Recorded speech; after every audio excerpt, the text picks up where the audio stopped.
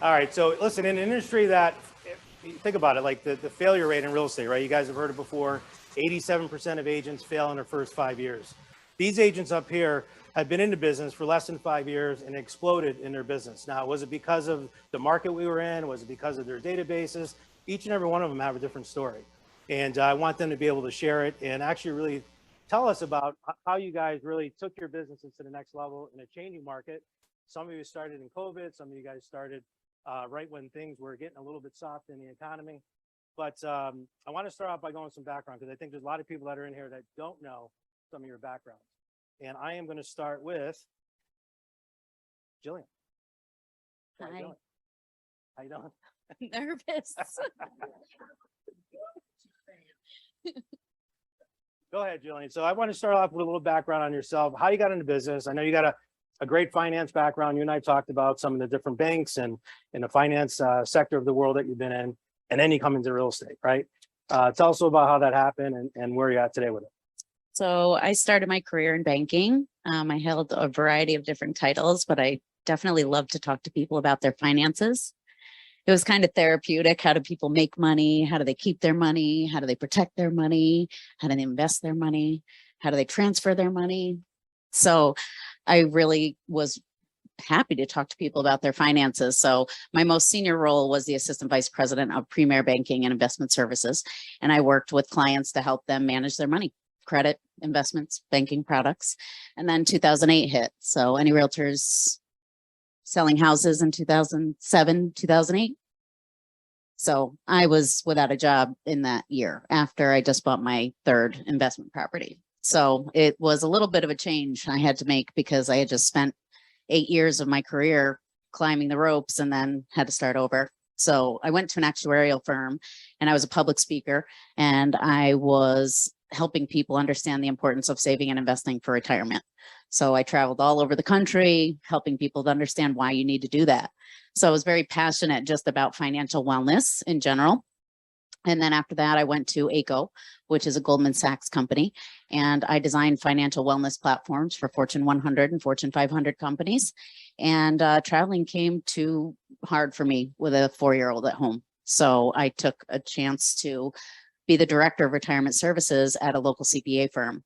And I had 5 designations to get there, and I hated every moment when I got there. So I just spent 15 years getting there. And then I was playing with Excel spreadsheets all day long with no human interaction. And I was like, this is not me. I want to do something else. And then COVID hit and my department was sold. So here I was, 20 years of experience, master's in business administration, 5 designations, and no job. So a little show called the Real Estate Commission came to town, a little reality show. Anybody watching? People are watching. A lot of people are watching. It was basically, the thought was like an apprentice style competition for new realtors to be mentored by some of the best brokers in the business. And so I said, I got nothing to lose. I'm going to audition, see what happens. This was 2 years ago. Nothing ever came of it. So I decided to join Coldwell Banker, and I had a great mentor that helped me learn how to write contracts and stuff like that. And they told me 3 to 4 transactions you're going to have in the first year. And I was like, I don't know how anybody can survive on that kind of salary. So I'm going to try to do better. And the first 6 weeks, I had 6 contracts. And I was like, you know what? I think I might need a little bit of a different mentorship program. So I was paired up with somebody who was here in the front row, Chris Wright, who believed in me. He saw the potential and he channeled my energy so that I was able to work the best that I can and kind of work on that work-life balance a little bit. But I am going to be in the business less than 2 years, and I have 70 transactions and almost $18 million. Pretty good, huh, guys? Pretty good. Okay. All right, so we'll move over to Gio. Gio and I just dropped a podcast actually this morning, and I'll give you guys more information about that in a little bit. 24 years old, and I'm impressed by the guy. Has 30 income properties. I just got a question asked the other day from an agent, said to me, Willie, knowing what you know now, what would you do different? And I said, I would have bought a lot more investment properties. And this kid's 24 years old. I'm probably taking some of your stories. Sorry, Gio. He's got 30 investment properties. So with that, Gio, a little background about yourself and how you got in real estate. Yeah. So I got my real estate license when I was 19. I was actually in a Siena College classroom as a freshman, looking around at all my peers, and it was a business class. And I figured, well, everyone in this classroom is going to graduate with the same degree. How can I set myself up for success and be different than everyone else? And I thought, all right, well, an opportunity came across my desk. Local realtor here in the capital region said he'd take me under his wing to be his mentor, and went down that route and ended up getting my real estate license. I did it full time as much as I could while I was at Siena. Was fortunate enough to pay for my college tuition through my proceeds of real estate, which was awesome. My parents were Very nice. super happy about that. And I ended up doing it again full time while I was in school, graduated in the heart of COVID in May of 2020. And at that time I was deciding, all right, do I continue to do real estate or do I decide to do something else? And as you know, the real estate market was super, super hot back then. And I ended up sticking it through, was a top 10% producing realtor here in the capital region. Last year will be the same this year. And I bought my first investment property in August of 2020, and the sky was the limit. And now I own over 30 rental units here in the capital region. And I'm continuing to grow that, trying to build financial freedom as best as I can and grow my real estate business full-time as a full-time agent. So that's my story. Awesome shot. Okay, so Miss Shana. So Shana, one thing I know about Shana is she's an executor. You give her a task, give her an idea, she runs with it, and you've done very well. And I know in the beginning, like a lot of us know, that when you get in real estate, it's tough, right? The first few years is tough, first 18 months, 2 years is tough. And Shana just pushes through it. Has done a great job. So Shana, tell us a little about your background. Hey guys. So I started my professional career as a property manager in Newark, New Jersey. And I don't know if you guys ever went to Newark, but it's not fun.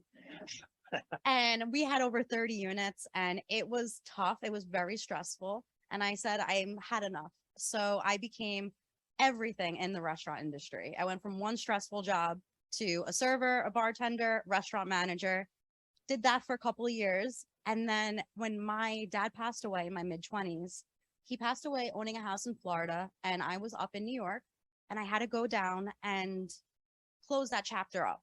And as an only child, it was a big undertaking. And I met a realtor down there that was unbelievable. And she said to me, why haven't you gotten your license? You'd be great at this. And I said, I've always thought about it, but I always wanted to be a problem solver.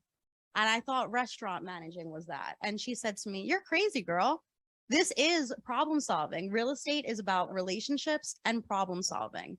And once I talked to her, I said, you know what? I'm going to do it. And I got my license. And like Willie said, it wasn't an easy start. Coming from New Jersey and only being up here, now I've been up here for 13 years, but my database was not that large. And it was definitely an obstacle I had to overcome. And it took me a couple of months to get my first deal, but once I did, kept on going from there. Awesome. All right, great job. So Jillian, I know a lot of people, and I'm just going to go right into it because we want to drop value, want to give a lot of great information out to the crowd because I really want to know what's Jillian doing to get that much business, especially now, because I think that even though the market's changing a little bit, you still have a daily goal or a weekly goal and things that you want to accomplish when building your business. So why don't we just start and just go into a little bit about what your day is, but also what you're doing for lead generation, because I think that's the big one that a lot of people are looking for. This work-life balance thing for realtors is real tough, isn't it? Yeah, a little bit. You know, I wake up every morning around 5 o'clock in the morning and I start checking my emails and start setting up my day and responding and making sure I know what I have to accomplish for the day. What I do know is that I'm pretty much on an appointment every single day. If I'm not opening up doors, then I'm not selling any houses. So whether it's a buyer or a seller, and the first 2 years, I'll have to tell you, 95% of my business is buyers. So anybody who's a buyer's agent in here knows how difficult it has been in the last 2 years to get their contracts accepted. I got a chance to meet some of the agents who unfortunately didn't choose me a couple of times. And I was like, hey, maybe next time. So, but you know, you got to have the camaraderie in the room. You know, agents want to work with certain agents that are going to get you to the closing table. And, you know, one of the things that I did early on was I joined a fantastic organization called the Women's Council of Realtors. And it just allowed me to be in a room of people that inspired me. So getting back to like my day to day, I always have an appointment. I make at least 5 calls every single day. I am working my pretty much the leads that are coming in. I don't get any from my broker. I don't get any from a mentor. Everything is hard work. I work. So specifically, what Yeah. are those? So started off with App City. Anybody else? 38% right off the top, and for me, that was getting experience. So I needed to have the volume. If it was $90,000, I took it. It didn't matter. I pre-qualified everybody, had a very strong team around me, great lenders, great inspectors, great attorneys who all going to fight for my clients to get to where we all want to go. So once I had a couple of closings, I started buying Zillow leads. And it wasn't in the area codes that I would love to be in because it's not very close to my home, but it was a good place to start.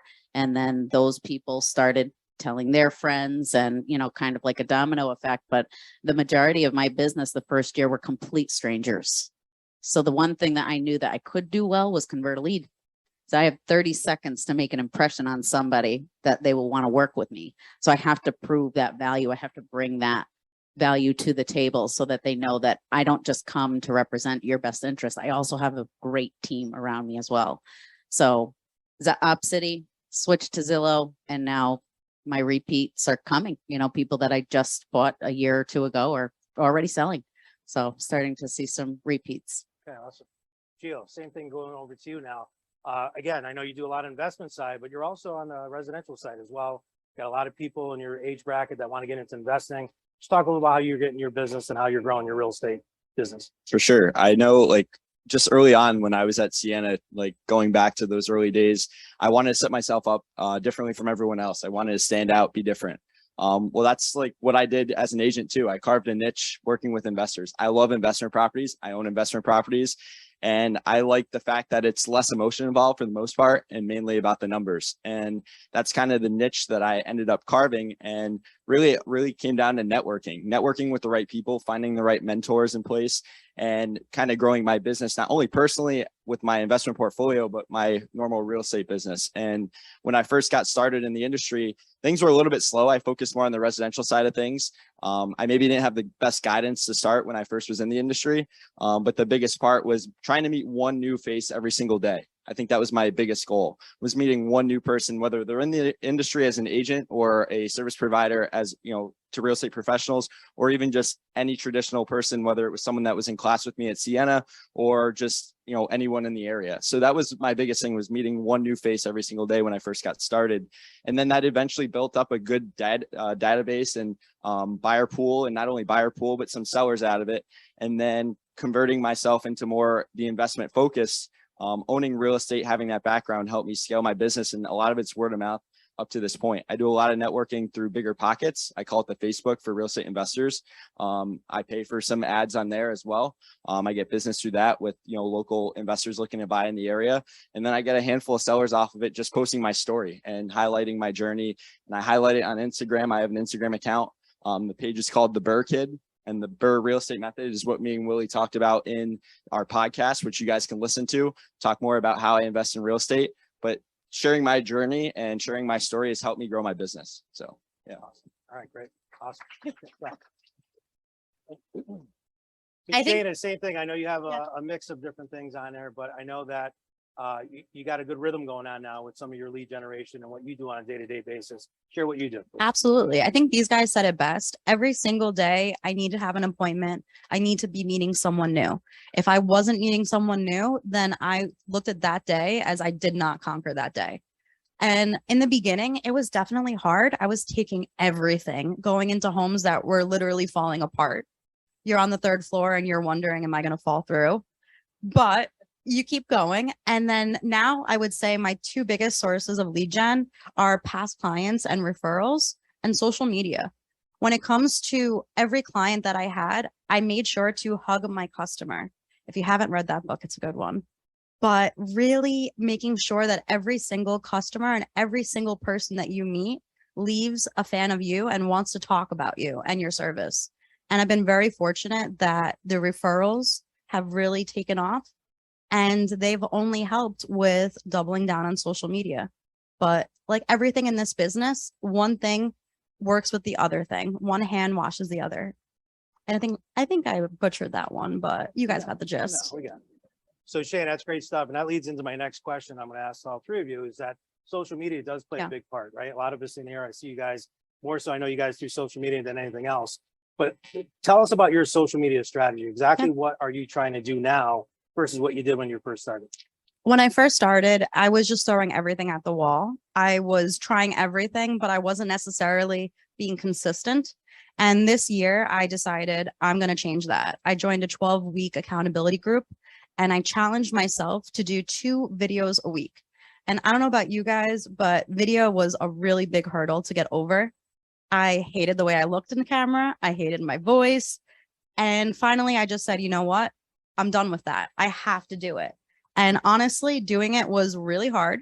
But now that I've been doing 2 a week since February, it really has taken off. And my strategy with social media is be consistent, be educational, and be relatable because people do business with who they know, like, and trust. And any video out there, you're getting yourself out there, whether it's 50 people, 1,000, even 500 people. They're seeing that video, they know you. And I even see some faces out here that I don't know you in real life yet, but I feel like I know you from social media. It works if you do it, but you have to be consistent. That's my big thing. All right, sounds good. Gio, social media strategy that you're doing. I know we talked about the Bird Kid. Maybe you could talk a little about how you set that platform up and how it's worked. When I first got in the industry, I remember many G-Car training classes. I remember older agents bashing social media left and right. Like it was like the most hated thing in the industry, like back in 2017, 2018, 2019, back when I first got in the industry. And I remember that clear as day. And I use that as like, I'm afraid to even use social media. I kept hearing like all the, oh, you don't want to be that guy on social media. You don't want to be this person on social media. Well, that's not true. The second I started posting on Facebook and highlighting my sales, I ended up getting a lot of business. And when I didn't post, I noticed that friends were buying houses with other people out there that, you know, when I did post, I would get those messages and phone calls saying, hey, look, yeah, I see you just sold that one around the corner where we grew up. Like, how about I use you as an agent or vice versa? So that was one thing that I noticed. And I started posting everything about things that I would sell. And then that got redundant. I'm like, I don't want to be like every other agent posting about, you know, a sold sign in front of a property, right? So I ended up really in the last year scaling up my Instagram account that I have, highlighting my investment journey, highlighting my journey as not only an investor, but also a real estate agent in this industry. And I've been able to gain a ton of business just off of that, whether it's people from downstate looking to invest here in, you know, the capital region, or even people from across the country that just want to learn more about real estate investing. And I like to highlight that journey and carve my niche as like the go-to for, you know, real estate or investment properties here in the capital region. And then of course I still have a good base of friends who are looking to get their first house. So I'm still doing residential transactions, but the more I post, the more return I see for sure. So what's your platform that you like the best? Is it Instagram? Is Facebook? I mean, what are you using, or are you using all? Yeah, I use all of them. I think like each has their own demographic as far as like age group. Like Facebook does have an older clientele, and I still get a lot of business off of that. So like my friend's mom or, you know, people I grew up with, they'll be like, oh, like use Giovanni, like that type of thing. And then I get a good basis off of Instagram. I get a lot of the younger individuals who are just starting in real estate, whether they're brand new agents or they're brand new at real estate investing, asking me questions. And, you know, that's been kind of both using, you know, pretty much all platforms. Right. So. Yeah, you know, Brian and I went out to see Ryan Serhan a few years ago. You guys might have saw a video that we sent out. We interviewed him. And one of the things that he was talking about, because he had a social media person there, is that you're right. Every like Facebook, Instagram, LinkedIn, YouTube, it is a different demographic. And it's just like us watching either CNN or Fox or, you know, Channel 6. It's always going to be a different demographic. So you have to be on all of them. You can't just pick one. So that was something that we picked up. And I thought, you know, you just hit it hard. Like you just don't know where that lead's going to come from. So, all right. So great stuff. Jillian, Facebook or not? I don't know. Strategy. I gotta step up my game. Girl. So shout out to my girl, Eureka Shaw, that she definitely kills it in TikTok, Facebook, you know, Instagram. People like that I really admire, because if you look at my Facebook and Instagram, it's nothing but my daughter. She's 8 years old and she's like my sidekick. She comes around to meetings with me sometimes, and her and I will make videos if I have to bring her somewhere, you know, when appropriate. But, we made a video on the importance of a home inspection or why you do radon testing. And from the mouth of an 8-year-old girl, I mean, it is the most precious thing ever. And that got like 1,000 views in if like 1 hour, so I know as a newer agent, I have to get better at that because I don't spend enough time on it. Yeah. And I think a lot of people in here feel the same way. It's funny. Some people say about video, like, oh, I don't like to do video. I want to lose 10 more pounds. I don't like the way I'm like, you guys go to listing appointments like this, right, Chris? I mean, they don't give a shit. Why should you, right? Like, just do it. And it's funny because even Shannon and I would have a conversation about it. She goes, I don't know, blah, blah. And then like now you can't stop her. It's like every time I go on Instagram or, TikTok, oh, there's Shannon, right? But my point on that is that it's getting, again, we're branding ourselves and this is what it is today. We don't want to do video, but in order for us to be, and I heard this once before and I'll share with you guys that whether we like it or not, we are all public figures. You guys agree with that? We are a public figure in real estate here in the Capital District. And you have to act like public figures, right? So we have to be careful in what we say and what we post. And there's, the whole thing about religion or politics and all those. And I always say to people, I say, be careful what you post, especially in politics, because you don't know. You don't know what side is going to, if you want to lose half your business, it's a great way to do it by actually posting political things on there. But just be careful in what you guys post, but do it as a brand. And these guys are doing a great job with it.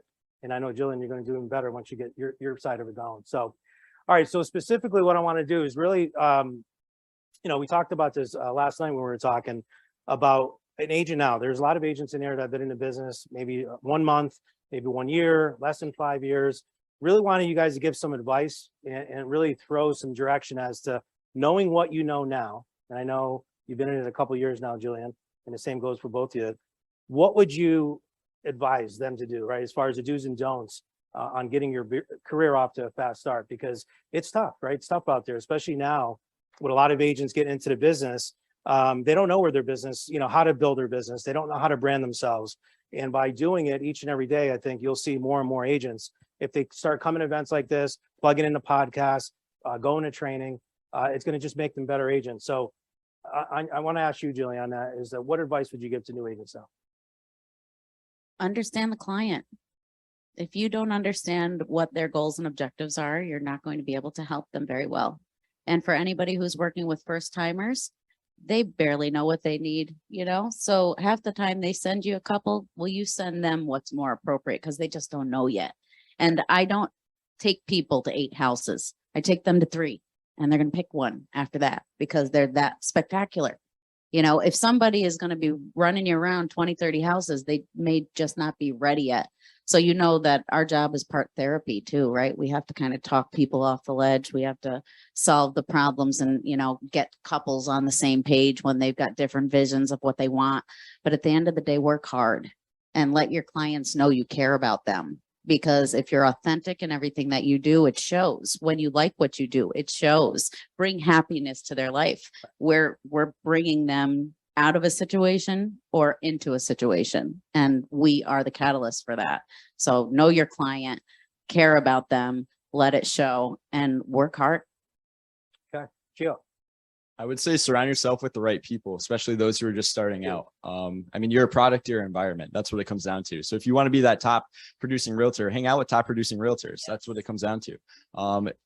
That's my biggest advice is find a mentor, hang out with those that you want to be like. If you want to scale up your personal entrepreneurial business and own real estate, then hang out with those who own real estate. But when it comes down to it, I think also the biggest thing is customer service. Like we are truly offering quality customer service. And if you go above and beyond for your clients, that's important. A lot of people who just start out, they don't realize it, but they kind of, lack of a better term, do things, I don't want to curse, but I can't, but you can, go ahead. They do things half-assed. Like that's really what it comes down to. So I really say, go ahead and go above and beyond for your client, but give them the best opportunity and best quality of service that they can only imagine. Because buying a house for someone is a huge investment, right? It's one of the biggest purchases someone could make in their lifetime. So, that is a memorable moment for them in their life. And then on top of that, I would say just more or less carve a niche, find what you're good at, create good goals and, come out with on top and hit those goals every time, whether you hit them or you don't, but always have good goals in place and, have a good plan. So, yeah. Awesome advice. Awesome advice. Okay, Shanna. Yeah, I would say my biggest advice is find a mentor or two. Find the people that you respect, you look up to, ask to take them out to lunch, dinner, something, and just pick their brain. Anything that you can do to help them is in turn going to help you be better and help you learn the best. And besides that, oh, I should say, shout out to my mentors out here who I would not be here if it wasn't for them. I have to say, learning from the best makes you the best. And then the other thing that I wish I could do and turn back time is start tracking your data. Tracking your numbers, tracking what you do, tracking every bit of activity. I don't know about you guys, but I'll spend 10 hours working on my business, and some days I'll walk away and say, what did I actually do? So now every single day I track how many client calls I'm making, how many showings, how many listing appointments, how many personal notes. And it's just really helpful to look back at that and say, okay, I had a really good month. What did I do? Or I had a bad month. What did I not do? If I could turn back time and start tracking my data earlier, I think I would be even bigger. Awesome. Great stuff there. And that was one of the things that I know a lot of agents that, when we go around the country, we're talking to different agents that are really doing a great job in their business. It's that they're tracking their numbers. They're tracking their numbers. They know they have a plan every day. They have a vision out there, what they want to do. And I think more and more agents need to do that for sure. So we got a couple more minutes left. Any questions from the group or the crowd for the group up here? Anyone? Got one in the back, David.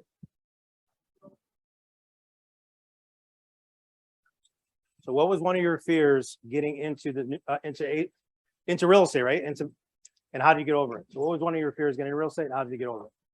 So I would say my biggest fear was failing. And I got over that by just showing up every day and working hard every single day. But then I have to say my next biggest fear was being on video, and you just do it. And then all of a sudden you realize everybody else is doing it, and look at how successful they are. What's stopping me from being as successful as they are? And as the guy who asked this question, he inspired me with my videos. So it works.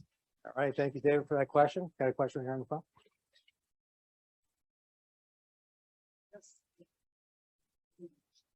Hang on one second. Yep. So it's recorded. Hi, Giovanni. My question's for you. Being so young and to have that short time frame of buying 30 doors to start your passive income. My first thought is young, credit score. How did you build that to get that many doors in that quick a time? Yeah, so it really came down to wanting that I always knew I wanted to own real estate, and finding the right people who already own real estate and figuring out how they were successful. So one of my mentors, they own over 250 rental units here in the capital region, and they were at a young age. So I figured, all right, how can I learn from them and scale it up? What were they doing right? I basically mirror image what they were doing right, and then also learn what they were doing wrong and tried not to do that. Right. But that was the biggest thing. And then I found a very creative method that they've used and that other successful large real estate investors use. And it's called the BRRRR method. And it's something, again, that we highlighted on our podcast that I talk more about in detail. But that's really how I've been able to leverage it. And I didn't mention this, but out of the 30 doors I own, I put $0 out of my own pocket. I mean, that in itself is pretty impressive, but within reason, like, I think that is like finding someone who's already doing it and picking their brain just with anything, right? Like, you want to be a successful top producing agent, you're going to try to learn what they're doing and figure out what their secrets are. And like, that's what it comes down to. Yeah. So. Success leaves clues. And we talk about that all the time. And you'll be surprised about the number of agents that are out there that you can approach. They're not unapproachable. You can approach them. They will share what they're doing with you. Grab a cup of coffee with them, ask them key questions. And I think that's something that a lot of agents really need to do more of, especially in this changing market. You're definitely going to see more of that. So thank you so much for that. All right, we got a few seconds left. There was the fear question. Did you want to answer that? How do you get through it? My biggest fear was, how was I going to sell houses at 40 years old with no experience really besides my own residential transactions? What do I say when somebody says, how long have you been a realtor? And I was always able to overcome that by changing the way that I responded, because I didn't want to tell them I just started 2 months ago. Who wants to hire that person? Right. You know, so well, I told them my experience. My experience before I was a realtor, you know, so I was able to take all of the skills that I learned in banking, wealth management, public speaking, retirement consulting, investing personally, and then helping them do the same exact thing. So it was only after a couple of transactions that I'm like, yeah, I guess I do know what I'm talking about now. So, but I was always afraid to get that question. I'm still, you know, when I go on a listing appointment, I hate when that question comes up, and I never, ever tell them. I will tell them how many homes I just sold in the last year. I think that is something that they would be impressed by, but nobody is really looking to hire the person who's been in the business for a year or two and expect the most money out of their listings. So. All right, good stuff. So we're out of time. Jillian, Gio, Shayna, thank you so much. For what you guys came up on.